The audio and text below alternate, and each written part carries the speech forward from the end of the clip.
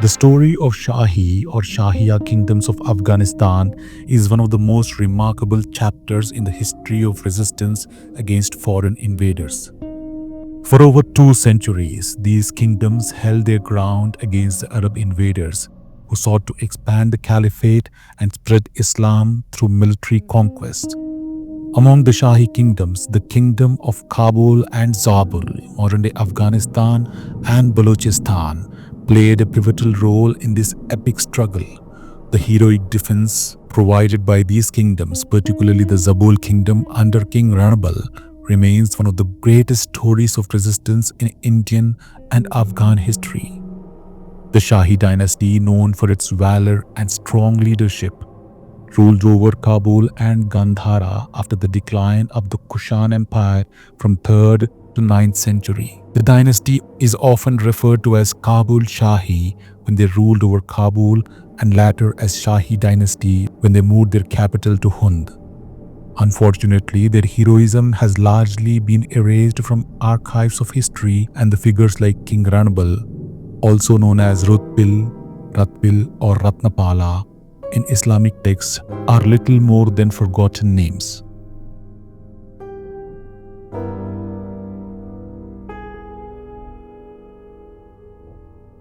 The kingdom of Zabul or Zabulistan, located in the southern part of present-day Afghanistan, was ruled by the Shahis, who held the title Shah or Shahya.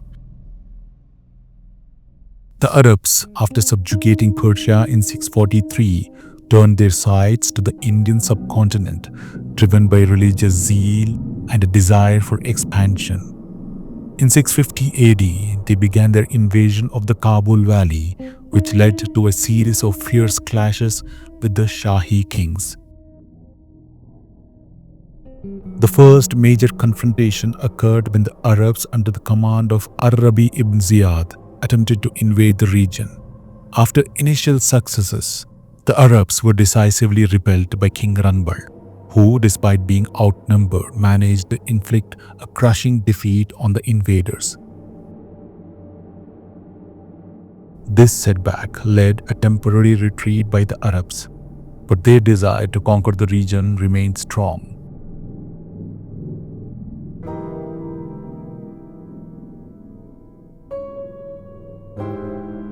The Arabs, angered by the failure to conquer Kabul, continued their campaign.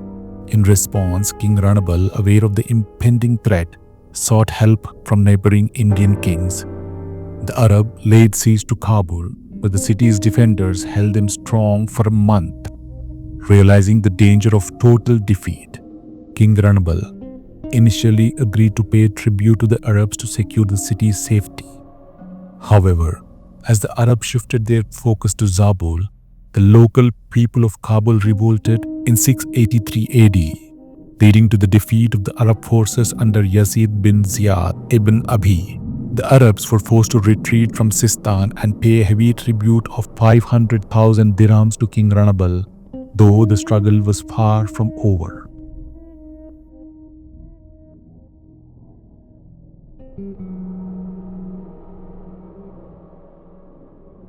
The resistance against the Arabs continued over the years.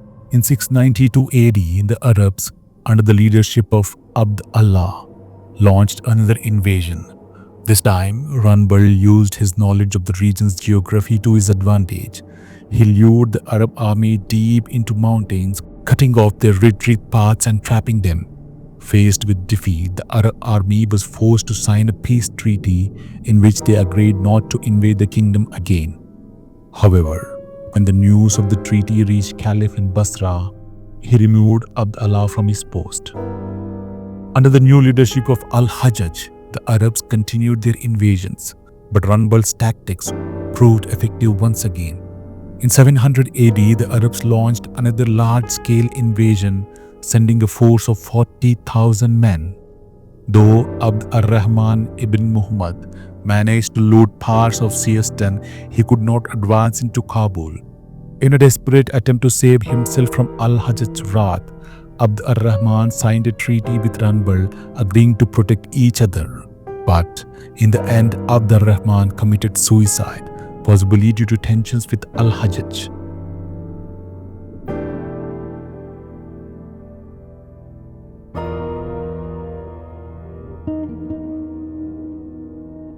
Despite numerous defeats, the Arabs were never able to fully conquer the Shahi kingdoms of Kabul and Zabul. The Shahis resisted the Arab invaders for nearly 200 years, from 650 to 860 AD. The last remnants of the Shahi dynasty eventually fell in the late 9th century as the Arabs were replaced by the Turks, with Mahmud of Ghazni emerging as the most powerful ruler of the region. Ghazni's conquest of the Shahi kingdoms marked the final blow to the long-standing resistance against the foreign invaders. The heroism of King Ranbal and Shahi dynasties, however, lives on in the chronicles of history, though largely forgotten in India. Arab historians such as Masudi have documented the heroism of Ranbal, particularly his resistance against the Arabs in the Indus Valley. Masudi even mentions how Ranbal's forces not only defeated the Arabs, but also advanced into Persia, extending their influence over vast regions. However, the name of this great warrior and his kingdom has been largely wiped out from the historical narrative.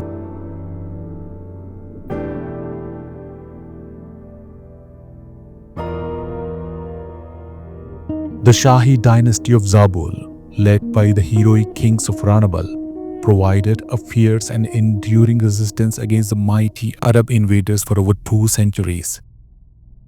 Their struggle, which included countless battles, strategic alliances, and tactical brilliance, marked a significant chapter in the defense of South Asia from foreign domination. Unfortunately, the legacy of these great warriors has been largely erased from the mainstream history, leaving behind only fragments of their story. The forgotten heroism of Ranbal and Shahis of Zabul should serve as a reminder of the rich and complex history of resistance in the face of foreign conquest. While the kingdoms eventually fell to the forces of Mahmud Ghazni, the struggle of Shahis remained as one of the most inspiring tales for the courage and patriotism in the history of South Asia.